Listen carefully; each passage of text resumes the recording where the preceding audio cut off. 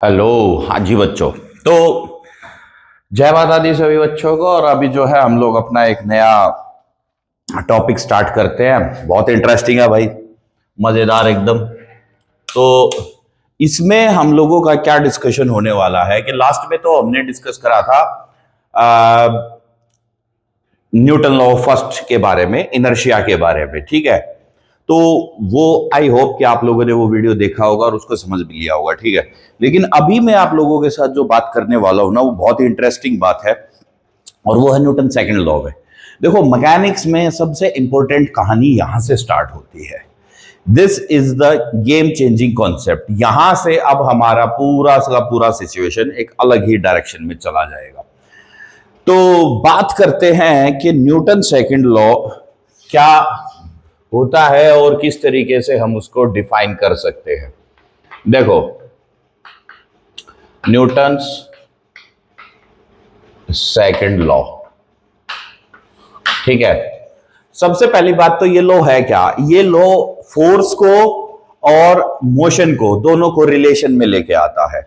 तो आप ये मान के चलिए कि this law gives the qualitative and quantitative idea between the motion and the force, ठीक है। यानी कि अगर आप इसमें देखें तो एक बात समझ के चलो कि ये किसके बारे में बताता है। तो ये बताएगा relationship between force and motion, ठीक है। तो न्यूटन सेकंड लॉ हमारे को क्या बता रहा है? ये कहता है कि भाई कोई भी बॉडी अगर है तो उसके ऊपर जो एक्सटर्नल फोर्स है F(E)xt, एक्सटर्नल, वो डायरेक्टली प्रोपोर्शनल होती है उसके rate of change of momentum के, ठीक है। और जो मोमेंटम की वैल्यू है वो होती है मास इनटू वेलोसिटी। हमें पता है कि मोमेंटम होता है क्वांटिटी ऑफ मोशन।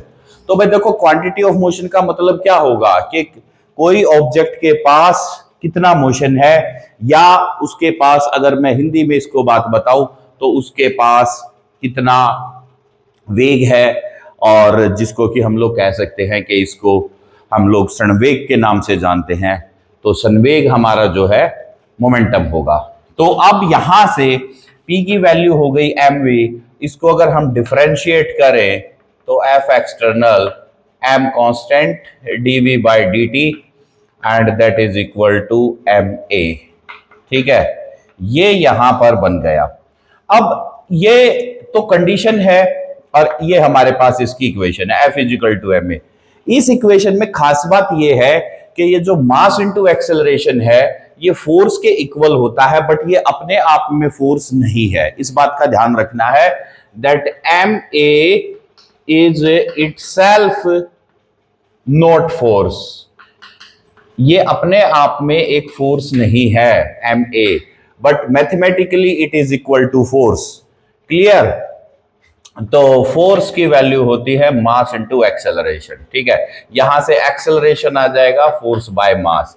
अब देखो, अभी तक आपने फर्स्ट चैप्टर में भी पढ़ा, सेकंड में भी पढ़ा, आप लोगों ने हर एक जगह एक्सेलरेशन को तो पढ़ा ही है। v इज इक्वल टू बराबर at पढ़ा है, तो s is equal to half at square पढ़ा है, तो v square is equal to 2as पढ़ा है। ये हमारी इक्वेशन है जिसमें कि हर जगह एक्सेलरेशन है। ये जब इक्वेशन हमने पढ़ी थी ना, तो यहां पर हमने कभी भी फोर्स का कोई जिक्र नहीं था, कोई रिलेशन नहीं था। लेकिन यहां पर हम एक्सेलरेशन को फोर्स के साथ रिलेट कर रहे हैं। तो अब आपके सामने बहुत सारे ऐसे क्वेश्चंस आएंगे, बहुत सारे ऐसे कॉन्सेप्ट भी बनेंगे जहां पर आप एक्सेलरेशन की value F by m put करेंगे और उसको यहां पर सब्स्टिट्यूट करेंगे, ठीक है। देखना, इस बात का विशेष ध्यान रखना बेटा कि अपने जो फंडामेंटल है ना वो बहुत स्ट्रॉन्ग बना करके चलने हैं और बहुत क्लैरिटी के साथ। कभी भी कंफ्यूजिंग स्टेट ऑफ माइंड अपने दिमाग में क्रिएट नहीं करनी है और ना आपको उसमें फंसना है जा करके, ठीक है। तो ये आपके पास इस तरीके से बन जाएगा, ठीक है। तो अब यहां से इसकी अगर मैं एसआई यूनिट की बात करूं, एसआई यूनिट की, तो एक्सेलरेशन, अब आपको पता है कि भैया फोर्स की यूनिट क्या होगी? न्यूटन। तो एसआई यूनिट होती है इसकी न्यूटन। तो 1 न्यूटन कितना होता है? तो 1 newton is equal to 1 kilogram into 1 metre per second square.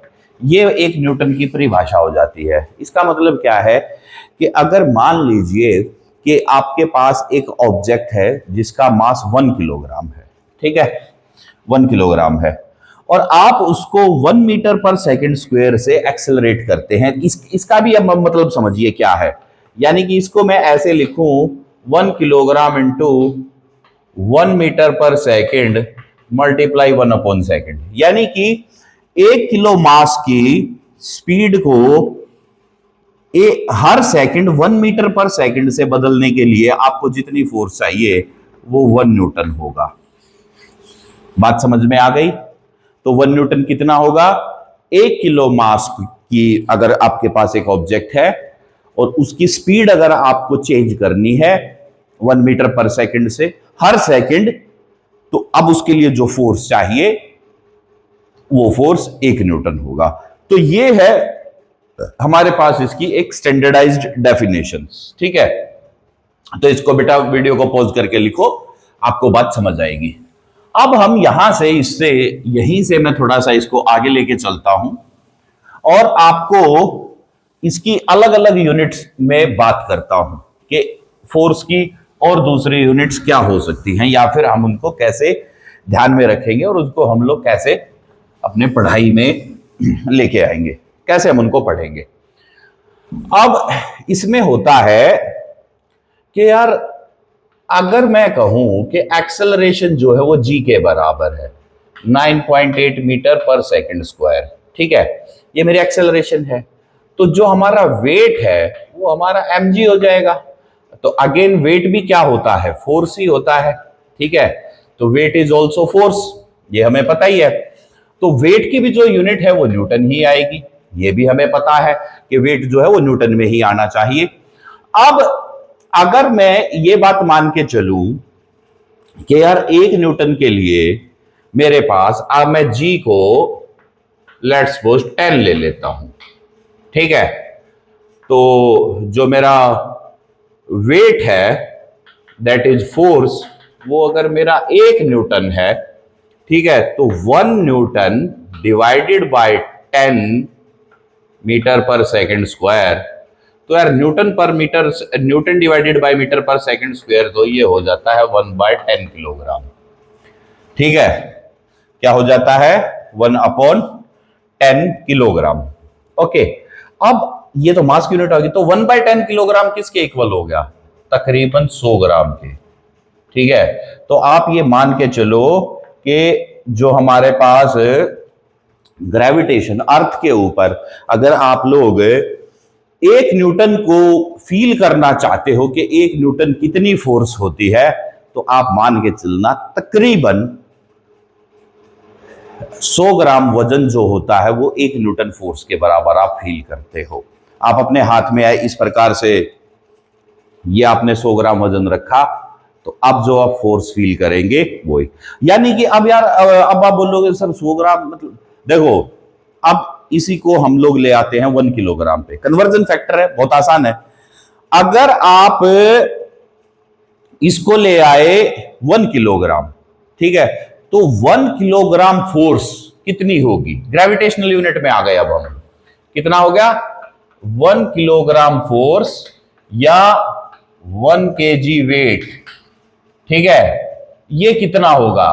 तो भैया ये होगा 9.8 न्यूटन, ठीक है, यानी कि अप्रोक्सीमेट आप इसको 10 न्यूटन भी ले सकते हो, ठीक है।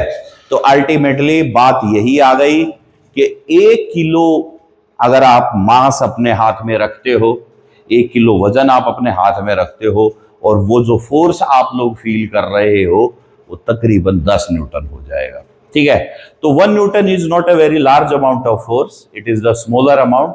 हमें ऐसा लगता है कि हम कई बार उसको गलत इंटरप्रेट कर जाते हैं, तो वो फिर हमारी दिक्कत हो जाती है। लेकिन इसको हमने समझना है बहुत अच्छे तरीके से कि भैया 1 न्यूटन का जो हमारा कॉन्सेप्ट है वो बहुत ही इंपॉर्टेंट है, ठीक है, क्लियर।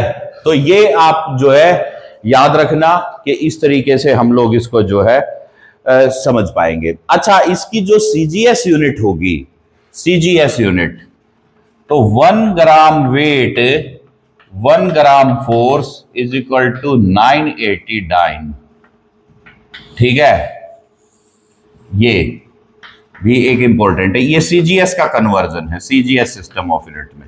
तो सीजीएस में क्या होगा कि 1 ग्राम वेट या 1 ग्राम फोर्स जो है वो 980 डाइन्स हमारे पास लेके आएगा, और ये जो है हमारी ग्रेविटेशनल यूनिट ऑफ फोर्स हमारे पास बन गई। ठीक है, तो अब 1 न्यूटन में कितने डाइन होंगे ये भी तो पता होना चाहिए ना, कि 1 न्यूटन में कितने डाइन होंगे। तो 1 न्यूटन में होंगे 10⁵ dyne. So 1 newton is equal to 10⁵ dine.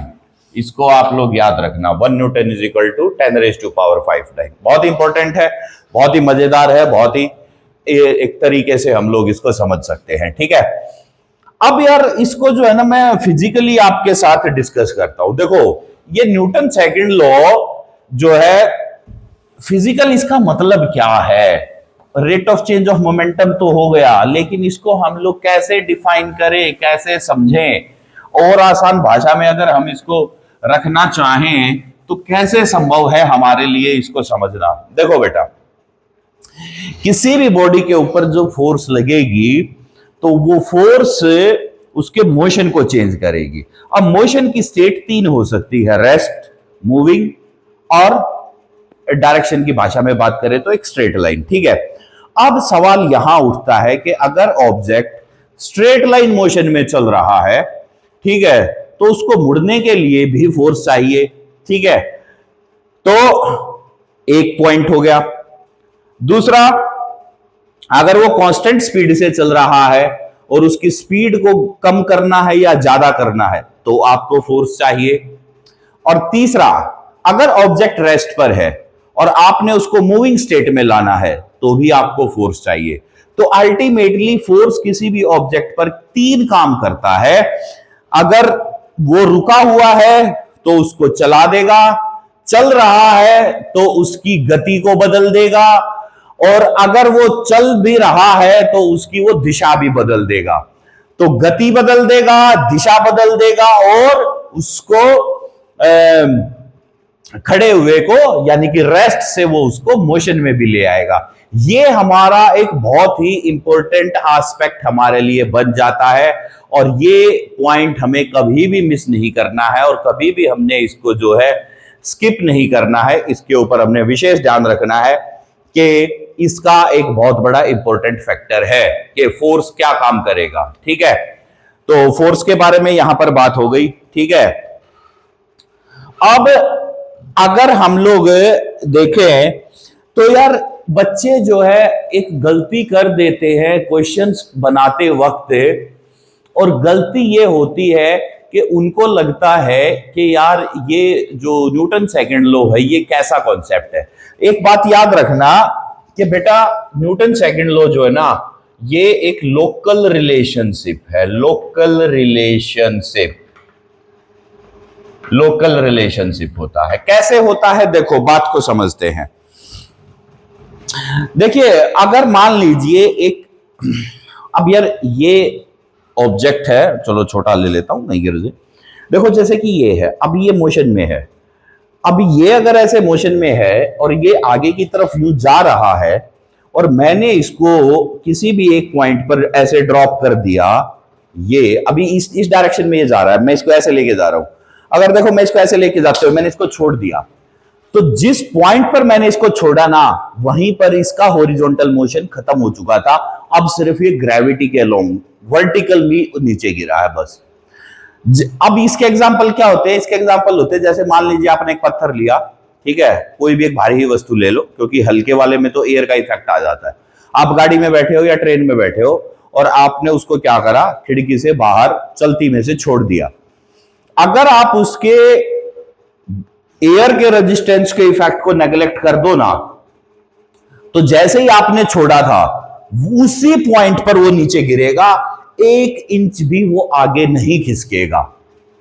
ये है लोकल रिलेशन का मतलब। मेरी बात समझ में आ गई? यानी कि अगर आप मान लीजिए ऐसे चल रहे हो और आपने उसको यहां पर छोड़ दिया तो वो यहीं नीचे गिरेगा। वो यहां से बिल्कुल भी थोड़ा सा भी आगे नहीं आएगा और ना वो पीछे जाएगा, कहीं नहीं जाएगा, वो यहीं गिरेगा। इसीलिए इसको कहते हैं लोकल रिलेशनशिप। ये कॉन्सेप्ट न्यूमेरिकल बनाने के लिए बहुत बड़ा कॉन्सेप्ट है और इसके ऊपर बहुत सारे क्वेश्चंस बच्चों के गलत हो जाते हैं। तो इसको विशेष तरीके से आपने समझना है और विशेष तरीके से इसको ध्यान में रखना है, ठीक है ना। और यार फोर्स का तो बहुत बड़ा रोल है। अब जैसे तुम लोग जिम में जाते हो, एक्सरसाइज करते हो, यूं यूं डंबल उठाई, यूं यूं, ठीक है ना। तो ये आप लोग क्या कर रहे हो जब आप इस तरीके से अगेंस्ट द ग्रेविटी आप उस फोर्स को, उस वेट को लिफ्ट करते हो, तो आपकी जो मसल्स है वो टेंशन और कंप्रेशन में आ जाती हैं। और याद रखना कि हमारी जो मसल होती है ना, जब वो कंप्रेस्ड नेचर में आती है तो वो ज्यादा फोर्स लगाती है। यानी कि अगर मैं अब यहां से इसको ऐसे दिखाऊं, ठीक है, ये देखो, तो अब ये यहां पर ये कंप्रेस्ड में है तो अब ये ज्यादा लोड उठा सकता है, इसी प्रकार से इधर का, ठीक है। तो ये जो मसल्स का जो कॉन्सेप्ट है ना, ये भी हमारे फोर्स से रिलेटेड है, क्योंकि हमारी बॉडी के अंदर जो टेंडोन्स होते हैं वो मस्कुलर फाइबर जो बोन्स और मसल्स को ज्वाइन करते हैं, उनके बीच का जो कनेक्शन जो एस्टेब्लिश करते हैं उनको टेंडोन्स बोलते हैं, ठीक है ना। तो ये हमारे लिए बड़ा इंपॉर्टेंट हो जाता है समझना। तो भाई जो हमारी मसल्स होती है ना बेटा, ये भी जो है बहुत हमारा जो है लोड लिफ्ट करती है। बोन्स उसको स्ट्रेंथ देती है, उस स्ट्रक्चर को स्ट्रेंथ देती है, ये याद रखना, ठीक है। इसलिए आप कुछ भी वजन उठा करके इजीली उसको यूं उठा लिया, यूं उठा लिया, यूं फेंक दिया, किसी भी फॉर्म में ले गए। सो ये सारा का सारा आपका एक मस्कुलर पार्ट है, मस्कुलर आपका तरीका है, मस्कुलर आपका वे है, इसको समझना, ठीक है। तो अब इसमें एक बात और है जो ये न्यूमेरिकल के पॉइंट है। अब मास इनटू एक्सेलरेशन है। यार देखो एक बात समझना कि जहां पर आपने एफ नेट को जीरो कर दिया किसी भी वे से, अगर जीरो हो गई, यानी कि जो एक्सटर्नल फोर्स है वो जीरो हो गई, या तो लगी नहीं रही या काउंटर फोर्स की वजह से वो बैलेंस हो गई, उस केस में एम ए की वैल्यू जीरो आएगी। एम ए की वैल्यू जीरो आने का मतलब है कि मास तो कभी जीरो होगा नहीं, तो सिर्फ एक्सेलरेशन ही जीरो हो जाएगी। ये याद रखना, बहुत इंपॉर्टेंट है। न्यूमेरिकल में इससे भी क्वेश्चन बनते हैं और बच्चे अगर इस पॉइंट को मिस कर जाएं तो क्वेश्चन उनके गलत भी होते हैं। बेटा यहां से जितने भी न्यूमेरिकल बनेंगे ना, वो न्यूमेरिकल आपके बनेंगे, बहुत ही बढ़िया कॉन्सेप्ट है। एक तो जो हमारे 3 इक्वेशन ऑफ मोशन है उनका यूज होता है प्राइमरीली, उनका फंडा होना चाहिए। दूसरी बात, फोर्स क्या करेगी, या तो ऑब्जेक्ट को एक्सेलरेट करेगी या उसको रिटार्ड करेगी। तो बेसिकली क्या होगा, या तो उसकी स्पीड बढ़ेगी या घटेगी। अगर घट रही है तो वो रुकेगा रेस्ट पे आके, जब वो रुकेगा तो आपको ये बताना है कि वो कितनी दूर जाके रुकेगा, इतनी दूर, इतने से डिस्टेंस में उसको रोकने के लिए कितनी फोर्स लगाए, ठीक है। या अगर आपको इतने ही डिस्टेंस में उसको इतनी स्पीड देनी है तो आप उसको समझ जा सकते हैं कि कितनी उसके ऊपर स्पीड लगेगी, ठीक है। तो ये हमारे पास पार्ट हो जाता है किसका, न्यूटन के लॉ का, ठीक है। तो अब मैं आपके साथ में कुछ इंटरेस्टिंग क्वेश्चंस लेके आता हूं और जिसको देख करके आप बोलोगे वाह सर क्या बात है, ठीक है। देखो बेटा, हाँ, और क्वेश्चन है, ये एनसीईआरटी का क्वेश्चन है एक, ठीक है। फॉर्मूला बेस्ड क्वेश्चन है आपके कॉन्सेप्ट बिल्डिंग के लिए, इसको मैं आपके साथ डिस्कस करता हूं। और क्वेश्चन ये है, एक बुलेट है, बुलेट मतलब गोली, ठीक है, जो अभी भारत ने पाकिस्तान के ऊपर खूब धर के दी है उनको, ठीक है। तो बुलेट है जिसका मास है 0.04 किलोग्राम। तो हमारे पास मास कितना आ गया, 0.04 kg, ठीक है, ओके। तो moving with speed of 90 metre per second, यानी कि ये गोली है जिसका मास इतना है और ये 90 मीटर पर सेकेंड से मूव कर रही थी, चलो ठीक है जी। Enter a heavy wooden block, ये एक लकड़ी का एक ब्लॉक है, उसमें ये गोली मारी जाती है और ये 60 सेंटीमीटर जाकर के रुक जाती है। तो उस लकड़ी के डब्बे के अंदर या लकड़ी के जो ब्लॉक है उसके अंदर इसने 60 मीटर तक उसको डिस्टेंस अपना उसने कवर करा, ठीक है, 60 मीटर ही, sorry 60 centimetre, my mistake, 60 centimetre तक वो उसके अंदर जा पाया, ठीक है। What is the average resistive force exerted by the block on this? देखो बेटा, उसके ऊपर रेजिस्टिव फोर्स कितनी लगी, फोर्स आपसे पूछा है कितना है यार। एक सिंपल सी बात है, ज्यादा आपको इसमें कंफ्यूजन में नहीं आना है, क्योंकि देखो वो रुक रहा है तो फाइनल वेलोसिटी 0 होगी। अब देखो इसका सॉल्यूशन देखते हैं, फाइनल वेलोसिटी उसकी 0 हो जाएगी।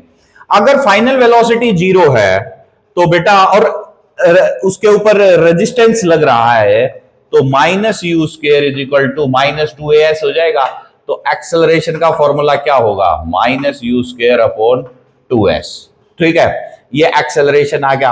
अब फोर्स का फॉर्मूला क्या होता है, मास इनटू एक्सेलरेशन, ठीक है। तो जो भी उसके ऊपर फोर्स लगेगी वो लग जाएगी mu square divided by 2s।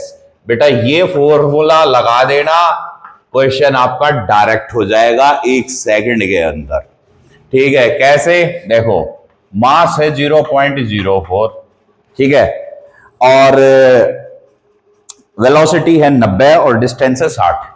चलो जी, तो 90 गुणा में 90 और 2 गुणा में 60 सेंटीमीटर है, तो 60/100 का मतलब हो गया 0.6, यही हो गया ना, हाँ जी, 60 सेंटीमीटर है, तो कोई दिक्कत परेशानी की बात नहीं। अब आप इसको कैलकुलेट कर लेना भाई, आंसर आपका डायरेक्ट आ जाएगा बेटा 270 न्यूटन, 270 न्यूटन, ठीक है। तो ये है क्वेश्चन करने का एक बहुत ही आसान तरीका। अगर आप इसको ऐसे करना चाहो तो 0.02 इसको निपटा दो भाई, ठीक है। और यार अगर इसका डेसिमल हटाते हो तो 1 0 यहाँ चली जाएगी, 6 से इसको काट दो तो 15 से ये 150 पे चला जाएगा, सभी खत्म हो गया भाई। तो 15 गुणा में 9, 225, 225 को 0.2 से करोगे तो 270 के अराउंड आ जाएगा, डेसिमल कट के डायरेक्ट आ गया आंसर, ठीक है। तो क्वेश्चन को बहुत इजी वे में, एक बहुत ही इजी सा सवाल था ये, आपको लगेगा, लेकिन बेटा जब ये क्वेश्चन में, जब यही क्वेश्चन आपके पेपर में आ जाते हैं ना तो बड़ी दिक्कत पैदा कर देते हैं। अब इसके बाद हमारे पास अगला एक और टॉपिक है जिसको कि हम लोग अब बात करते हैं, और भाई वो जो टॉपिक रहेगा ना वो रहेगा बहुत ही मजेदार, बहुत ही जबरदस्त, ठीक है, और वो है थप्पड़ मारने वाला, मुंह के मारने वाला, लात घुसे चलाने वाला टॉपिक, ठीक है। अब आप समझोगे कि सर ऐसा कौन सा टॉपिक आ गया, देखो उसको बोलते हैं इंपल्स। क्या बोलेंगे उसको, इंपल्स। इंपल्स क्या होता है, देखो इंपल्स जो है इसको हम कई तरीके से डिफाइन कर सकते हैं। आप कैसे समझेंगे, आपको थप्पड़ पड़े होंगे जीवन में पक्का कभी ना कभी, तो जो थप्पड़ यूं करके लगा ना, ये जो फोर्स आप फील करते हो, फिजिक्स इसको इंपल्स बोलता है। जो घुसा मारने पर, यूं मुक्का मारने पर जो फोर्स फील होती है वो, और एक वो जो मेरे वाला तरीका है, कौन सा भाई, ये देखो जब आप किसी को लठ से मारते हो ऐसे करके, तो ये जो लठ मारने वाली जो फोर्स है ना, ये हमारा क्या होता है, कौन सा फोर्स होगा, ये इंपल्सिव फोर्स होगा। इस फोर्स की खासियत क्या होती है, व्हाट इज द डिफरेंस, के क्या रहेगा इसका जो अंतर है दूसरी फोर्सेस के कंपैरेटिव में। सो द डिफरेंस एंड जो इसका जो डिफरेंस है वो बहुत ही क्लियर है। देखो ये फोर्स टाइम के रेलेवेंट लगेगी, बहुत ज्यादा फोर्स बहुत कम टाइम के लिए किसी भी ऑब्जेक्ट पर लगती है, ऐसी फोर्स को हम लोग इंपल्स बोलते हैं। और इंपल्स हमेशा मोमेंटम को चेंज करता है, अर्थात क्वांटिटी ऑफ मोशन जो होती है किसी भी बॉडी की वो उसको बदल देता है, ठीक है। किसी भी बॉडी के पास कोई अगर एक चीज है, कोई एक वस्तु है, ठीक है, वो अगर मोशन में जा रही है, उसका मास m है, v वेलोसिटी है, तो वो उसके मोमेंटम को बदल देगी अगर उसके ऊपर इंपल्स लगी तो। जैसे क्रिकेट के खेल में बैट से बॉल को मारना, तो जब आप बैट से बॉल को हिट करते हो तो वो बैट क्या कर देता है, उस बॉल के मोमेंटम को चेंज कर देता है। तो जो बैट और बॉल के बीच में जो फोर्स लगी ना, वो इंपल्सिव फोर्स होती है। थप्पड़ मारने वाला फोर्स इंपल्स होता है, ठीक है। मुक्का मारने वाला फोर्स इंपल्स, हथौड़े से किसी कील को ठोकना वो इंपल्स होता है, ठीक है। और कौन सा फोर्स होगा जो कि आपको इंपल्स के बारे में आपको बताएगा, ठीक है। तो अब इसको कैलकुलेट कैसे करेंगे, देखो इंपल्स जो है वो होता है फोर्स इंटू टाइम। तो J is equal to F into T, F into T, ये याद रखना इंपल्स, ठीक है। तो इंपल्स करता क्या है, मोमेंटम को चेंज करता है, क्वांटिटी ऑफ मोशन को चेंज करता है। हमारे पास जब भी कोई भी ऑब्जेक्ट होता है उसके क्वांटिटी ऑफ मोशन को अगर आपने चेंज करवाना है तो आप उसको इंपल्स दीजिए। इंपल्स मतलब उसको आप बहुत ज्यादा फोर्स बहुत कम समय के लिए दीजिए और ये एवरेज फोर्स लगेगी। और आप इसमें जो भी फोर्स कैलकुलेट करोगे ना वो हमारी एवरेज फोर्स होगी, ठीक है। तो इसको हम लोग इस तरीके से यहां पर लगाएंगे और भाई J की वैल्यू में अगर हम बात करेंगे तो ये होगा force average into time interval में जो भी चेंज आया, force average into time interval में जो भी चेंज आया उसी को हमने नाम रख दिया इंपल्स, ठीक है। अब यहां पर मैं बात करूं तो नेक्स्ट क्या होगा, इंपल्स मोमेंटम थ्योरम। देखो बेटा, तो next is impulse momentum theorem, ठीक है। तो इंपल्स मोमेंटम थ्योरम हमारे को क्या बोलेगा, इंपल्स मोमेंटम थ्योरम बोलता है कि यार इंपल्स किसी भी बॉडी पर जब एक्ट करेगा, impulse acting on body, J का मतलब इंपल्स है, impulse acting on body is equal to change in its momentum. तो वो उसके मोमेंटम में चेंज के इक्वल है, ठीक है। तो कैसे है, न्यूटन सेकंड लॉ से ही हम इसको निपटा देंगे। F is equal to dp by dt होगा भैया। मैंने प्रोपोर्शनलिटी को कांस्टेंट इक्वालिटी में कन्वर्ट कर लिया, डायरेक्ट कांस्टेंट को मैंने यूनिटी ले लिया, 1 ले लिया मैंने, ठीक है। तो यहां से अब एक बात बताओ बच्चों, F इंटू डी की वैल्यू क्या हो जाएगी, dp। अब यार इसको इंटीग्रेट कर दो, F into D integration of dp, ठीक है। अब टाइम कितना लगेगा, 0 से लेकर के t टाइम तक अगर वो फोर्स लग रही है और मोमेंटम चेंज हुआ p1 से p2, ठीक है। तो अब ये कितना बन जाएगा, देखो इंटीग्रेशन का मेथड है और मैं इसको यहां पर अप्लाई कर रहा हूं। आपको अगर ये समझ में ना आए कि सर आपने ये कैसे कर दिया, तो बेटा इसके लिए आपको इंटीग्रेशन को ऊपर आपको सीखना पड़ेगा। तो इंटीग्रेशन वाला आप जो है कॉन्सेप्ट अपना क्लियर करें, फिर उसके बाद में, क्योंकि ये एक मैथमेटिकल कॉन्सेप्ट है, हालांकि फंडामेंटल है, कोई बहुत बड़ी सी बात नहीं है, लेकिन मैं उसको यहां अप्लाई ही करूंगा। कहने का मतलब क्या है कि आपको अगर पनीर लाके दे दिया, प्याज टमाटर लाके दे दिए, ठीक है, तो आपको उनको सब्जी बनानी है। तो ये नहीं है कि ये टमाटर का पेड़ कैसा होता है, प्याज कैसे उगता है, पनीर कैसे बनता है, so that is not your course, वो काम उनका है। इसी प्रकार से तो जो ये, लेकिन आपको उसके बारे में पता होना चाहिए। तो इसी प्रकार से जो ये इंटीग्रेशन वाला जो कॉन्सेप्ट है, अभी हम वही है कि बस इसको अप्लाई कर रहे हैं, बाद में इसके बारे में कभी डिस्कशन होगा, ठीक है। तो अब यहां पर क्या होगा, F इंटू डी टी हो जाएगा। तो फोर्स तो हमारा कांस्टेंट फोर्स लग रहा है, तो डी टी की वैल्यू हो जाएगी F टी 0 टू टी, और dp का इंटीग्रेशन होता है p, और ये हो गया pt और p1। So f into T is equal to p2 minus p1। तो f इंटू टी क्या हो गया, इंपल्स, और p2 क्या है, मोमेंटम चेंज। तो impulse is equal to change in momentum. और हमेशा ये याद रखना कि जिस तरफ फोर्स लगेगी, जिस डायरेक्शन में फोर्स लगेगी, हमारा मोमेंटम भी उसी डायरेक्शन में चेंज होगा। तो बात को समझना है कि J is equal to delta P, ठीक है। वेक्टर डाल देते हैं क्योंकि जिस तरफ फोर्स है। तो यहां से हमने इंपल्स मोमेंटम थ्योरम की डेरिवेशन करी। अगर इंपल्स एक्ट कर रहा है किसी बॉडी पे, that is equal to change in momentum, F is equal to DP by D T, F D T is equal to DP 0 to T F D T. ठीक है, इसको इंटीग्रेट कर दिया इसी इक्वेशन को। ठीक है, और इंटीग्रेशन करेंगे तो टाइम की लिमिट लेंगे 0 से टी तक, और चेंज इन मोमेंटम के लिए हम लोग जो है उसको इंटीग्रेट करेंगे तो पी आ जाएगा। यहां पर भी हमारी जो लिमिट है वो P1 और P2 हो जाएगी।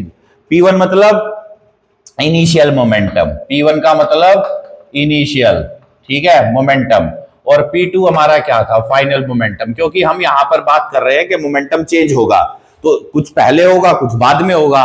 तो फिजिक्स की भाषा में कुछ क्वांटिटी जो पहले होती है उसको इनिशियल बोलते हैं, जो बाद में होती है उसको फाइनल बोल देते हैं। बहुत ही सिंपल बात है। तो P की वैल्यू हो गई P2 और P1, so that is equal to P2 minus P1, force into time, force into time हो गया impulse, that is delta P। तो ये हो गया हमारे पास इंपल्स मोमेंटम थ्योरम। बहुत ही इंटरेस्टिंग कॉन्सेप्ट है, ठीक है। और इसका जो हमारा इंपल्स मोमेंटम थ्योरम का जो हमारा यूज है ना, वो बहुत वास्ट यूज है। It's a very large amount of use of it. कैसे है देखो बेटा, इसको मैं एक बात समझाता हूं आपको बहुत इंटरेस्टिंग वे से। तो इंपल्स का फॉर्मूला है फोर्स इंटू टाइम, और P2 की वैल्यू है M V minus M U. ठीक है यार, तो फोर्स लग जाएगा M V minus U divided by T. ठीक है, ये हमारे पास एक फॉर्मूला बन गया।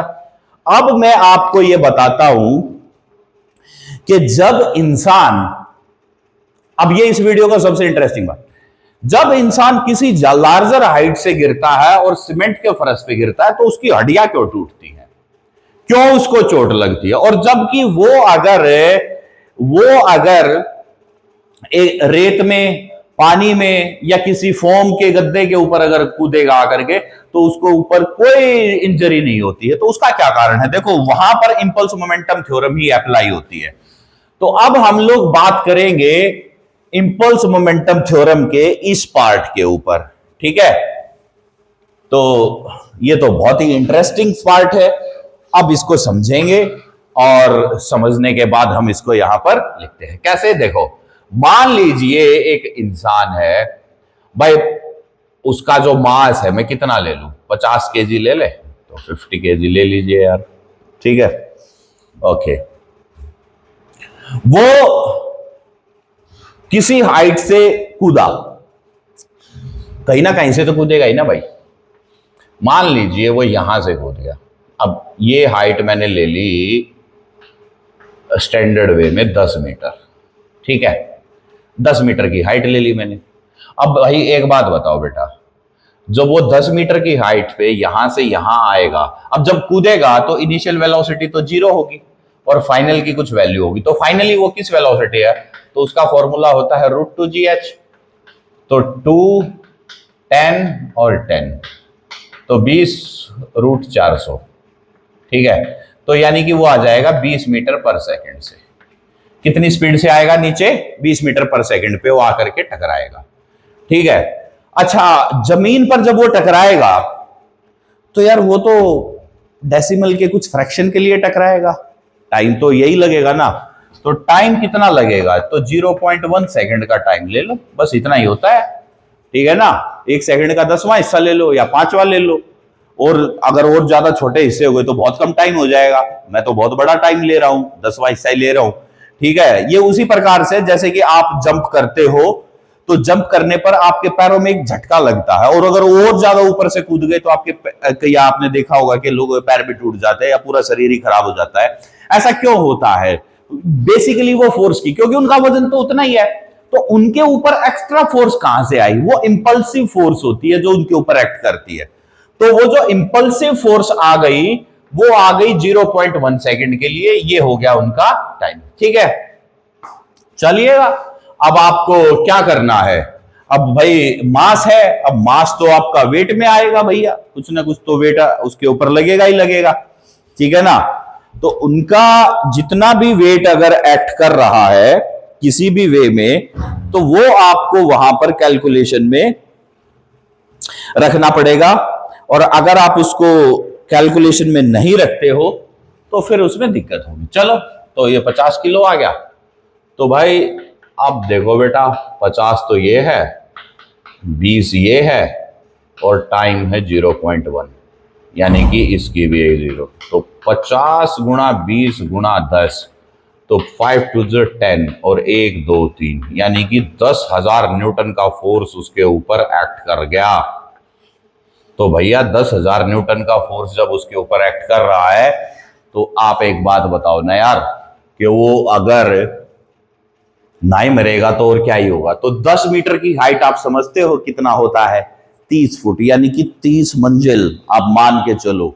और 10,000 न्यूटन मैंने बोल दिया, सो विच इज इक्वलेंट टू, अगर मैं इसको 10 से भी डिवाइड करूं, क्योंकि यार न्यूटन का तो किलो है ना, तो अगर मैं इसको 10 से डिवाइड कर दूं, तो आप ये मान के चलो कि 1000 किलो वजन के बराबर उसके ऊपर फोर्स वो फील करेगा जब वो आएगा।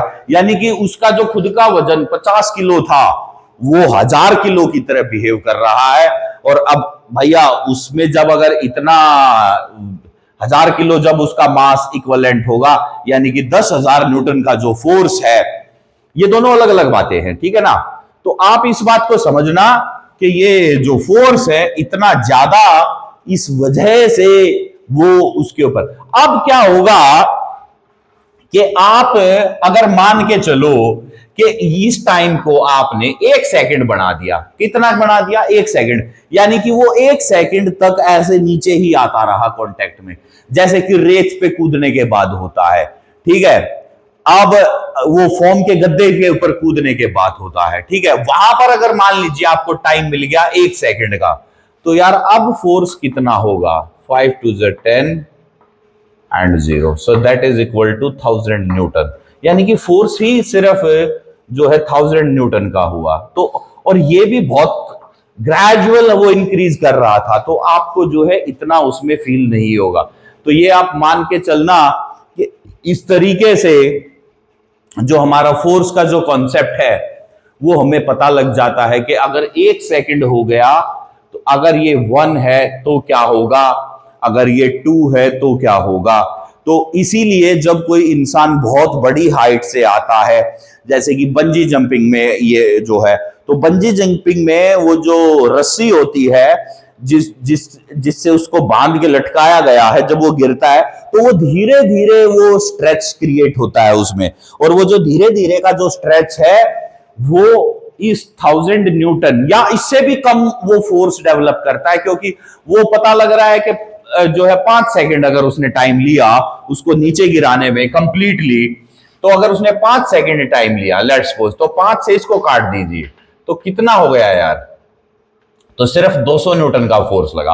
अब 200 न्यूटन के फोर्स को तो वो कैसा फील करेगा? एक स्मूथ लैंडिंग की तरह फील करेगा, उसको लगेगा वाह, एक हल्का सा उसको झटका सा वो बहुत थोड़ा सा फील करेगा, बट वो उसकी बॉडी में एब्जॉर्ब हो जाएगा। तो इसी प्रकार से वो 5 सेकंड तक क्या होगा कि 5 सेकंड तक वो रस्सी ऐसे खींचती रहेगी और धीरे धीरे उसको लैंड करवाएगी, ठीक है। तो ये फैक्ट होता है हमारा इंपल्स मोमेंटम थ्योरम का पार्ट। और इसी का जो प्रैक्टिकल एप्लीकेशन है और कहां होता है, आजकल आपने देखा होगा ये गाड़ियों के जो वो नहीं होते हैं एयरबैग वाला सिस्टम, तो वो भी तो इंपल्स मोमेंटम। अब गाड़ी यूं ही ढुकी और इतनी देर में एयरबैग खुल गया, तो ये जो एयरबैग वाला कॉन्सेप्ट है ये भी इंपल्स मोमेंटम से है, क्योंकि जैसे ही गाड़ी अगली गाड़ी में ठुकती है तो वहां पर इंपल्स क्रिएट होता है, ठीक है। इंपल्स क्रिएट हुआ क्यों? क्योंकि गाड़ी जिस स्पीड से चल रही होगी और ज्यादा टाइम उसको तो मिलेगा नहीं, बहुत कम टाइम में वो इंटरेक्ट करेगी और बहुत ही कम टाइम में जो है वो पूरी की पूरी फोर्स उसके ऊपर ट्रांसफर कर देगी। नतीजा क्या होगा कि एक इंपल्स क्रिएट हुआ, उसने उस गाड़ी के मोमेंटम को चेंज कर दिया। मोमेंटम को चेंज करने का मतलब कि वो उसके जो मोशन की क्वांटिटी है उसने उसको खत्म कर दिया या उसने उसको कम कर दिया, ठीक है। वो खत्म भी कर सकता है और कम भी कर सकता है, दोनों काम होते हैं गाड़ी ठुकते वक्त।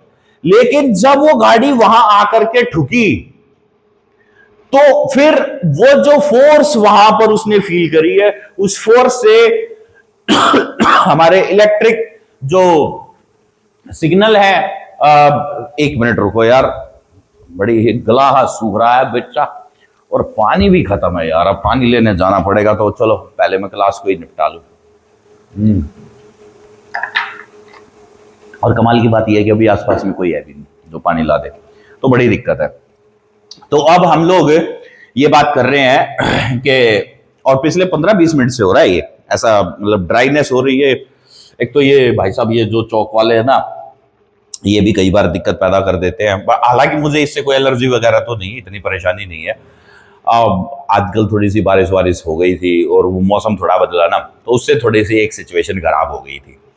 ठीक है, हाँ, तो मैं गाड़ियों वाले मुद्दे पे आ रहा था यार।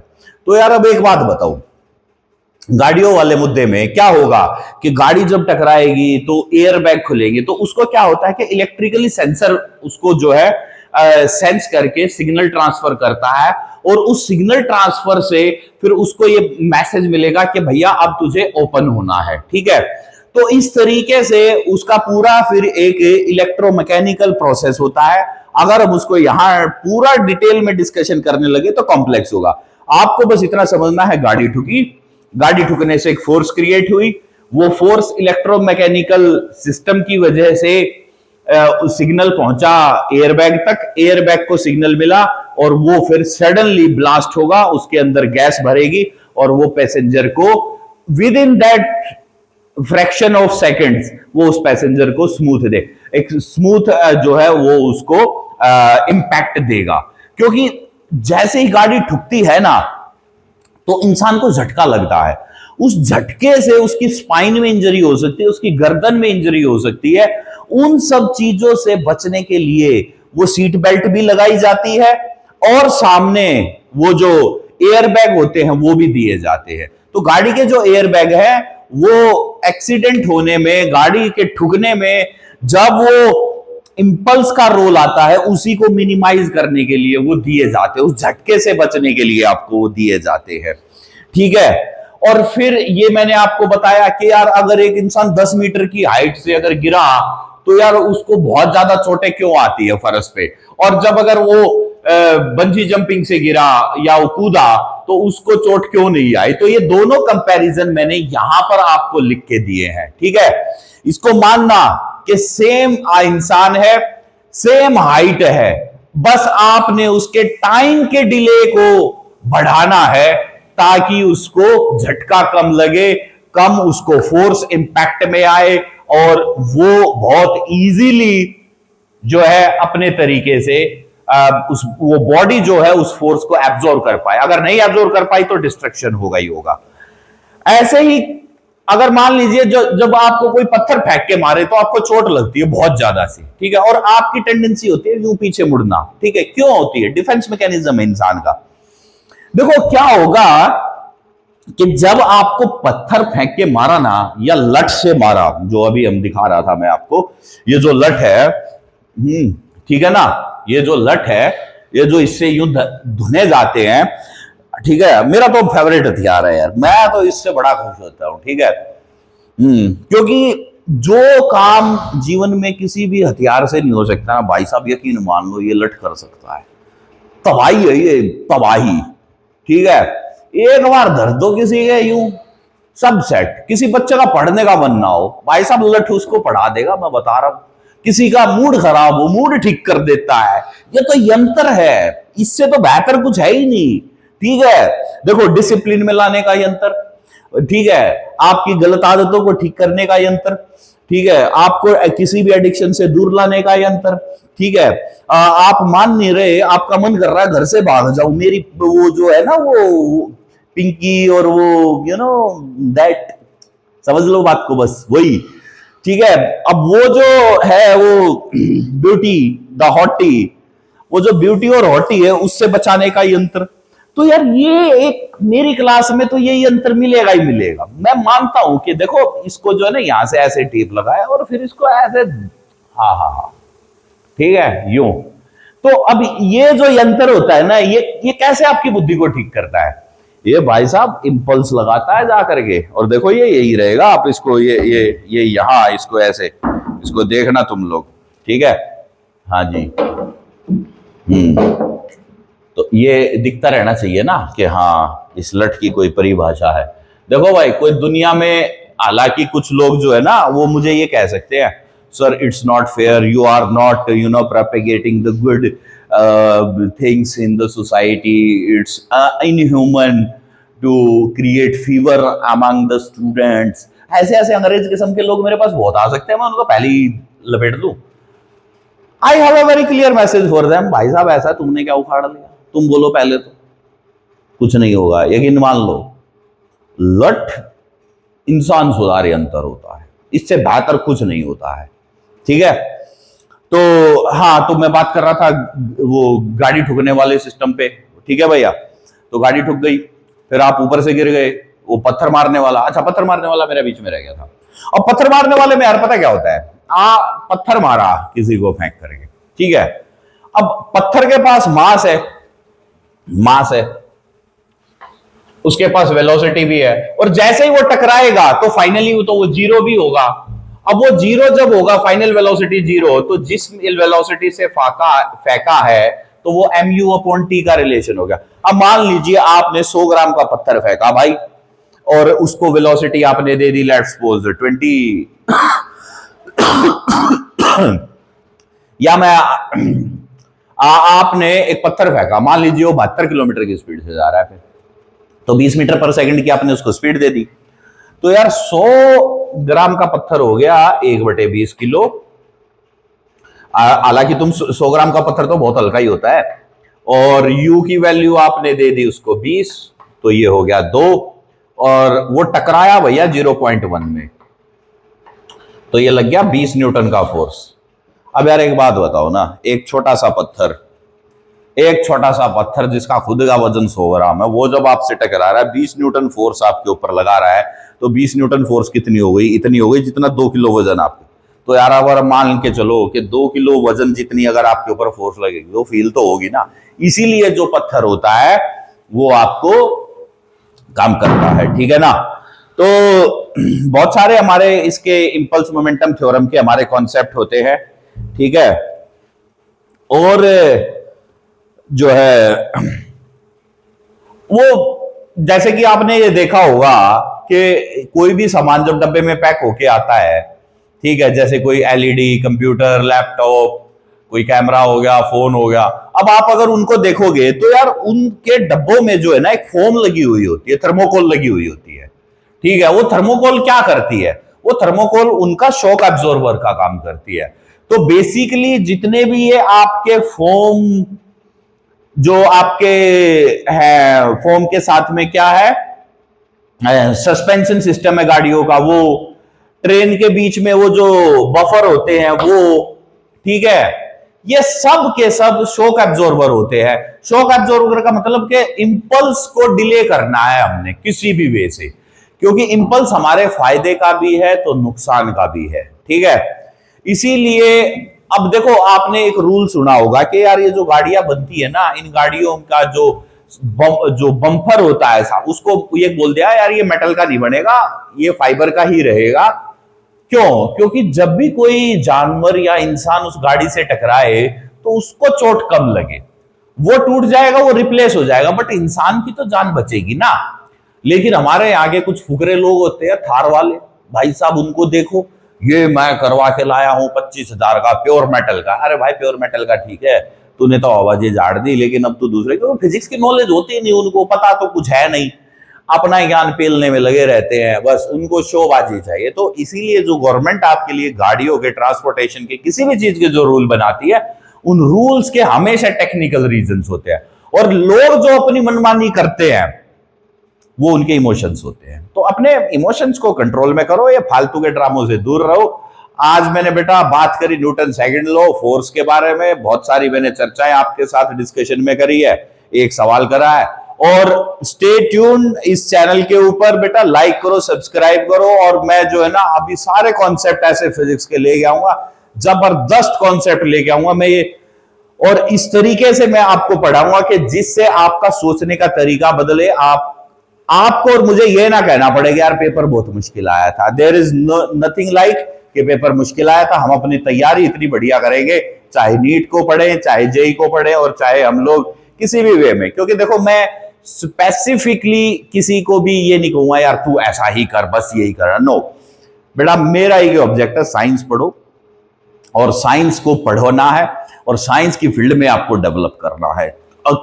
कोई फील्ड बुरी नहीं है साइंस की, हर एक में पैसा है। याद रख लो यार, 500 का नोट बेटे 500 का ही होता है, चाहे कैसे भी कमाया जाए, चाहे डॉक्टर बन के कमा लो, चाहे आईआईटी बन के कमा लो, और चाहे वो 500 का नोट इंडियन आर्म्ड फोर्सेस में पायलट बन के कमा लो, ठीक है। और यकीन मान लो अगर बेटे पायलट बन गए और रफेल उड़ा लिया ना, यकीन मान लो ऐसा जो फील और जो प्राउड है ना, वो तो तुम्हें कहीं मिलने वाला है नहीं। तो यार कैसे कैसे संभव है?